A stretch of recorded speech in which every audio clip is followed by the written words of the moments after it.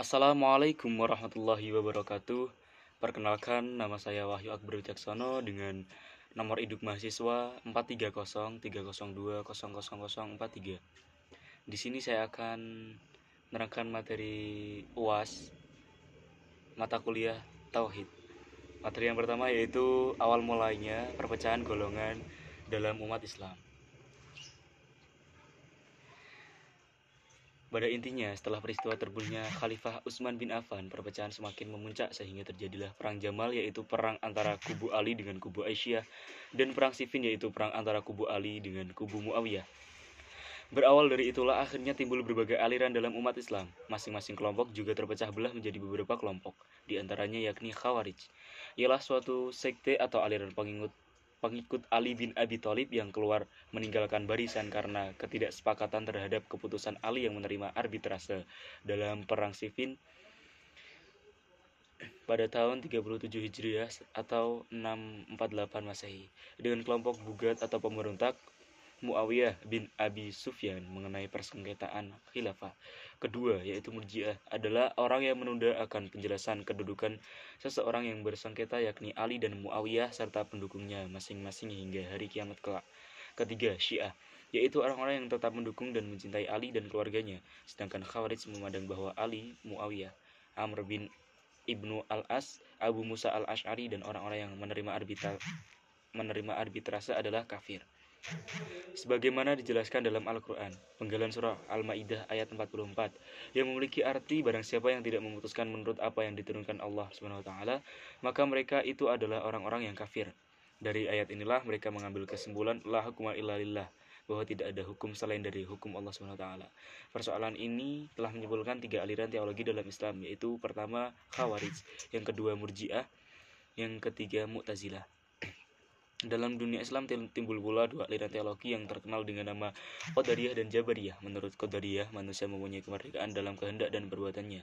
Adapun Jabariyah berpendapat sebaliknya, bahwa manusia tidak mempunyai kemerdekaan dalam kehendak dan perbuatannya. Materi yang kedua yaitu aliran Mu'tazilah dan Asy'ariyah.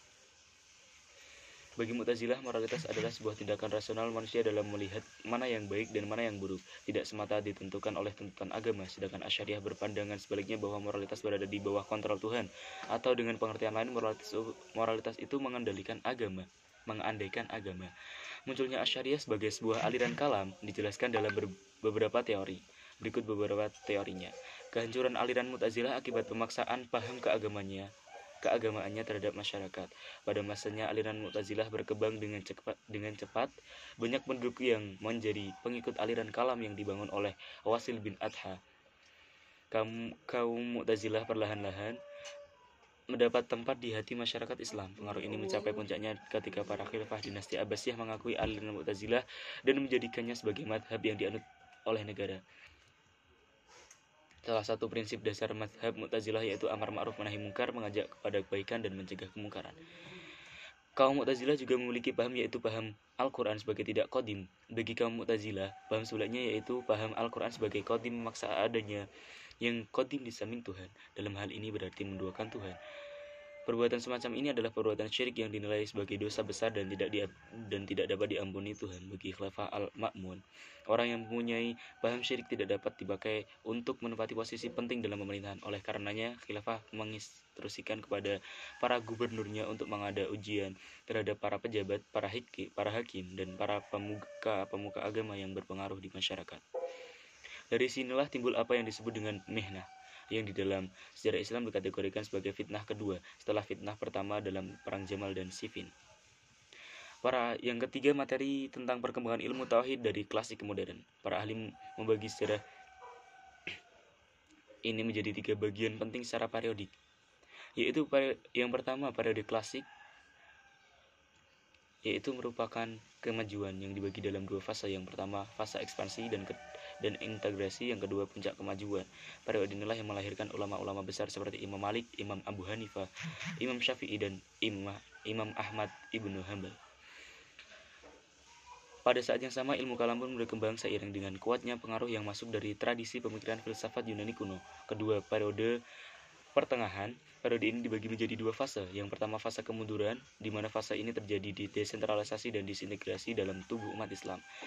Yang kedua, fase kemunduran yang dimulai dengan zaman kemajuan. Setelah itu terjadi kemunduran pada tahun 1700 sampai 1800 Masehi dengan runtuhnya tiga kerajaan besar yang merupakan simbol kejayaan umat Islam.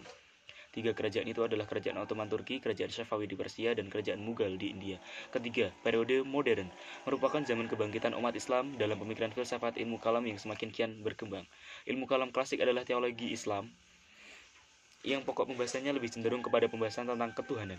Pembahasan pokok teologis yang terdapat dalam ilmu kalam klasik telah jauh menyimpang dari misinya yang paling awal dan mendasar, yaitu liberasi dan emansipasi umat manusia pada semangat awal dan misi paling mendasar dari gagasan teologi atau tauhid sebagaimana tercermin di masa Nabi Muhammad SAW, sangatlah liberatif, progresif, emansipatif, dan revolutif. Ilmu kalam menjadi suatu rangkaian kesatuan sejarah dan telah ada di masa lampau, masa sekarang, dan akan tetap ada di masa yang akan datang. Beberapa aliran yang akan diuraikan oleh Khawarij, Jabariyah, Qadariyah, Mu'tazilah, Ahlus Sunnah wal Jamaah, Syiah. Secara teologis, Islam merupakan sistem yang bersifat ilahiyah, tetapi dari sudut sosiologis ia merupakan fenomena peradaban kultural dan realitas sosial dalam kehidupan manusia yang tidak dapat menghindarkan diri dari kenyataan sosial lain, yaitu perubahan. Apalagi dilihat dari pandangan ajaran Islam sendiri, perubahan adalah sunatullah yang merupakan salah satu sifat asasi manusia dan alam raya secara keseluruhan. Banyak pendapat yang timbul saat pemikiran dalam klasik, dan pendapat inilah sebagai pijak dasar pikiran teologi klasik Khawarij, Murji'ah, Jabariyah, Qadariyah, dan aliran ini berkembang dengan berbagai bentuknya, tetapi masih memperdebatkan prinsip-prinsip dalam Islam sebagai Asy'ariyah, Mu'tazilah, Maturidiyah, Samarkand, dan Maturidiyah Badawi. Aliran-aliran pemikiran klasik memiliki kecenderungan ada yang lebih cenderung berpikir kepada sandaran wahyu, dan ada yang lebih cenderung menyadarkan pemikirannya tersebut menyadarkan kepada akal. Hal ini kemudian dari waktu ke waktu dan senantiasa mengalami pergeseran. Sekian materi yang dapat saya sampaikan, kurang lebihnya mohon maaf. Wabillahi taufiq wal hidayah. Wassalamualaikum warahmatullahi wabarakatuh.